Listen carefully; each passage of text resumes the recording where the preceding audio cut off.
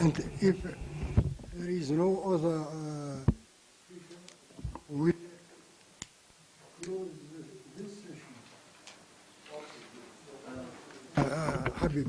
Let me add this. I would like to invite you, please, to attend the next session from 6 to 8. It's in CR5. I know our heads are banging, etc., but we all came from so far away. This is a D-Day for us. It's a big dream, you know, and we would like to have some ideas flow. But please, when we go to the next session, we would like to have bullet points recommendations, people speaking for 1 minute and just giving us our blueprint, our roadmap, if you will, on what we will do next, you know, because we don't know. That's why we brought you here as experts, as practitioners, so that you can tell us how best to conduct this. For example, how do we do the fundraising? How do we set up this network? Network, quote unquote, because network can be without walls. Why do we need walls? We don't need them, you know, in this virtual world. So let's be flexible in our approaches. In terms of content, how do we go about the business of tapping into the intellectual resources that are available, not only in Africa, but outside of Africa? How do we do that? How do we do the dialogue between North and South? This has been, you know, I mean, a topic that came ever when the African Union existed. But we are not making any progress here, you know. When you look at the room and the different rooms, you see this divide between North and South. This is not acceptable. We should go beyond that. So let's try to see, you know, we're looking forward to these bullet points, please, so that we can move forward to the next step. So let's just stretch our legs a little bit. We're going downstairs to CR5. And you are all invited after that, because we will have brutalized you so much. We're offering you a dinner at a very distinguished place. It's the National Museum. They have their own restaurant, and we want to help them too by subsidizing them. But it's a restaurant called Lucy. That's the museum where they keep Lucy. You know, as you all know, Lucy is very famous. So, yes. So let's move and take a break, and we're looking forward to seeing you at CR5. Professor Obenga, please don't go. You know, we know. He just came from so far away. He arrived at 7 and straight from airport to here. So thank you for the time.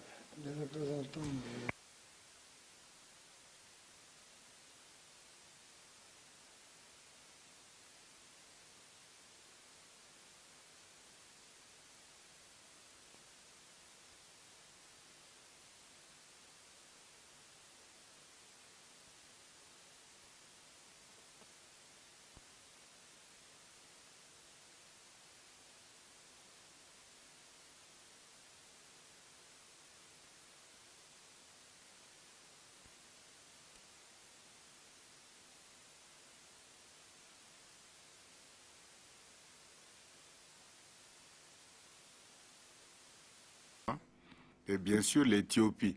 Donc on aimerait quand même partir de là, de ces grandes expériences qui montrent le chemin. Ils ont vaincu des obstacles et ils sont parvenus pratiquement à l'excellence au plan national, international et panafricain, au plan international. Donc il y a quand même là des choses à apprendre et comment profiter de cette expérience-là. Déjà qui est là, on ne peut pas recommencer, c'est déjà là. Donc, ils peuvent guider ce qui se fait par l'expérience. Et puis, il faut qu'on définisse réellement les buts, quoi. Là, immédiatement, qu'est-ce qu'il faut faire? On ne peut pas tout faire au même moment. Les buts à moyen, immédiat, à moyen terme, peut-être à long terme. Parce que si on ne fixe pas bien les buts, les moyens qu'on peut avoir vont servir à quoi exactement? Donc, il faut...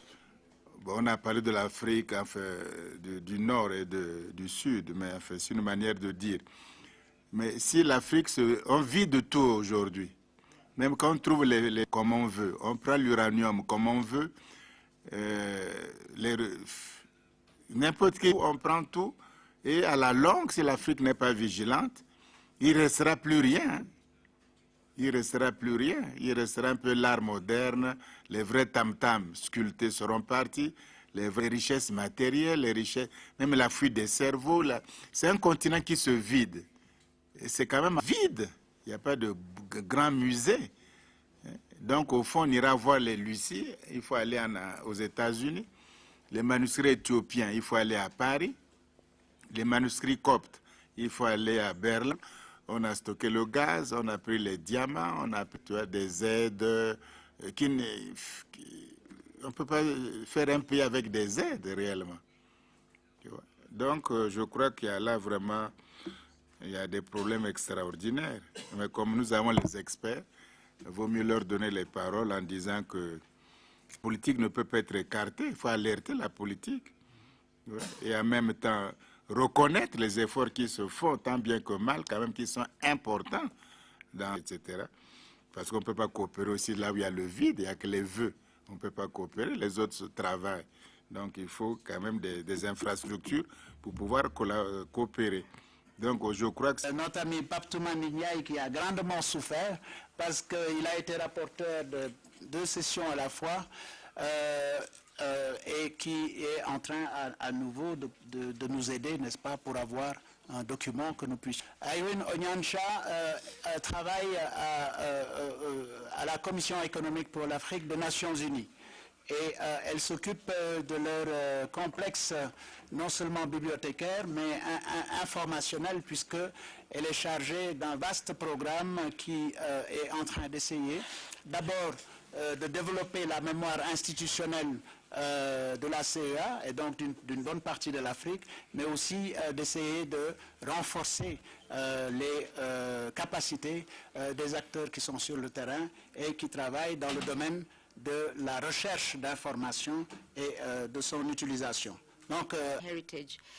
And since it is 3 minutes, really, I don't think I will be able to present. I have to confess that I'm not from the manuscript world, but I want to say only focus on the main areas. What are the areas that we want to focus on?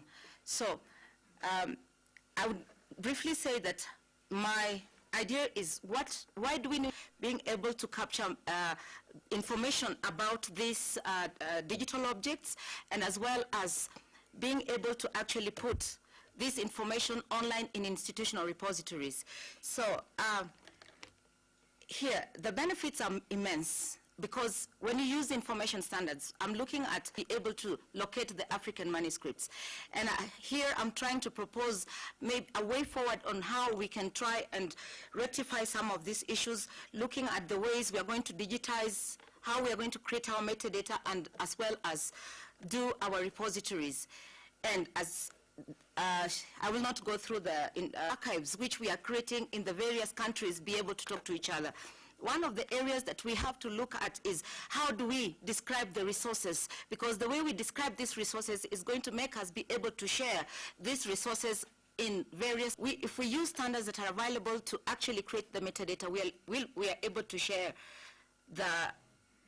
this information. Why? Because in the current world today, the standards are cross-linked. Thesaurus actually assist in tagging the documents. Most of you who have gone online these days, if you are using Facebook, you are tagging your documents. So control vocabularies also exist in the area of, for example, if we have manuscripts from Ethiopia, we have manuscripts from Alexandria, that helps us to actually be able on the same platform to do that. And open access is where we talk about institutional repositories. Open access talks about availing resources online, creating repositories, allowing users to actually see how we need to go ahead. Because once we have all the standards will enable us actually to be intellect. For example, I'm thinking of if we have Afrelin up and running, we will have a website where users are able, different libraries are able to interconnect, where they can actually... resources. So you have the floor. Thank you. Thank you, Professor Habib, and then thank you, Professor Obenga. He was my colleague at Temple University some odd years ago. I will focus on that. And then what I like to share with you, for instance, in my case, I wanted to do Fidel. I wanted to do a research on that, and naturally most of the references, resources that I utilize for that kind of research has to come from the local sources, meaning, mostly the research has to refer to materials, scholarship research work done by mostly people who are familiar with the script, and then of course also you have to refer to texts, Ethiopian texts, written by Ethiopians. A specific historical context, you have to capture them for even the translation to make sense. And then you now go to content analysis, which means you have to go beyond the translation. You leave this open to the scholars. That's why I really don't think. There's no anybody with a monopoly. You can, because historical analysis, as far as concerned, there's no finality. Everything is subject to interpretation and reinterpretation. The interpretation can go on, depending on the evidences that you are into. That's one. That's the second category. The last category is, to me, is the applied objective. Look, when we have all these manuscripts, digitalize them, we analyze them, translate them, and why do we want to do that? Is this simply to take pride and say this is our cultural heritage? For me, it's much more than that. We can use these resources to regenerate Africa. Issues of development, issues of even conflict resolution, even of issues of citizenship, participation, most of them are contained here, not just simply to take the pride that if used appropriately. And I think these are the issues we need to. Maybe let me take not much of time, but I think in a nutshell I have.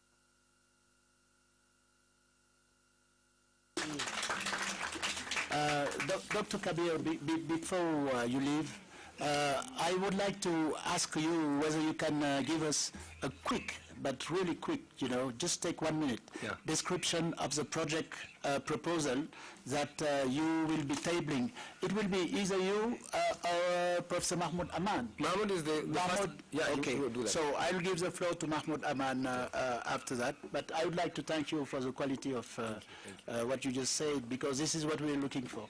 Please, can you turn the light, please, for your mic? Yes, thank you. Thanks. The next is Dr. Soliman from Biblioteca Alexandrina. And after Dr. Soliman, the next one will be Mohammed Osman, my friend, from Cairo Museum. So please try to be brief. Let's follow his footsteps and give us a roadmap, please. Thank you. Courant. Nous rappeler que nous devons garder les pieds sur terre. Notre réalité est amère. Je parle d'une institution publique qui ressemble à d'autres. Nous avons des manuscrits dont l'état est tel que la priorité des priorités devrait être d'abord les conserver, les préserver pour qu'ils puissent plus tard, le plus rapidement possible, aller dans les autres phases. Ceci dit, cette préservation et cette conservation passe par une maîtrise de la ressource humaine. Ce qui m'amène à saluer l'idée de centres, au singulier ou au pluriel, de formation. Parce que nous ne pourrons jamais. Il faut aussi avouer ça. La femme à la danse, la femme qui met les bijoux, qui a une décoiffe, le vestimentaire, mais elle a participé à gérer l'État. Elle a produit intellectuellement des œuvres valables. Elle a écrit, elle a pensé, elle a philosophé, elle a été médecin, elle a fait la science, elle joue à part égale. Surtout que chez nous, c'est un peu différent de la Grèce, par exemple, où aucune femme n'a été citoyenne en Grèce. Malgré la démocratie athénienne, aucune femme n'a été citoyenne. Elle met les enfants au monde. Les citoyens et soldats, c'est celui qui est citoyen, c'est le soldat. On ne peut pas aller à la bataille. Elle a la machine, elle met les citoyens au monde.